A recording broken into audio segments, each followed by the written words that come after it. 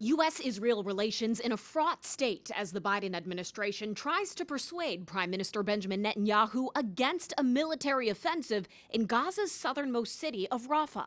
We have laid out our concerns about this for some time, and I think it's important that both sides are having this discussion. The administration approving additional weapons for Israel while pushing alternatives to a Rafah invasion. We know that there are more than 1 million Palestinians who are in Rafah right now, who moved from the north to go into Rafah. If they're going to move forward with a military operations, we have to have this conversation.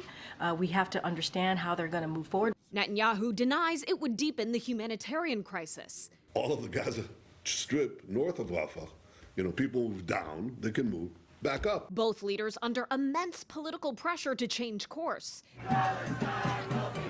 Last week, protesters interrupting President Biden's fundraiser in New York City, and many progressives are voting uncommitted in their state's presidential primary. Back in Israel, thousands of protesters across Tel Aviv and Jerusalem call for a new government. Netanyahu and his coalition have no intent of taking responsibility over the worst disaster in Israel's history. They claim Netanyahu is prioritizing holding on to power over the safe return of hostages.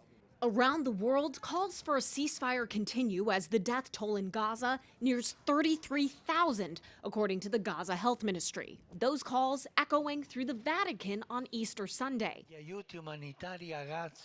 Pope Francis appealing for an immediate ceasefire, access to humanitarian aid in Gaza, and the prompt release of hostages. Support for Israel among the American people is slipping. A new Gallup poll shows approval for Israel's military action in Gaza is just 36%, a 14-point drop from November.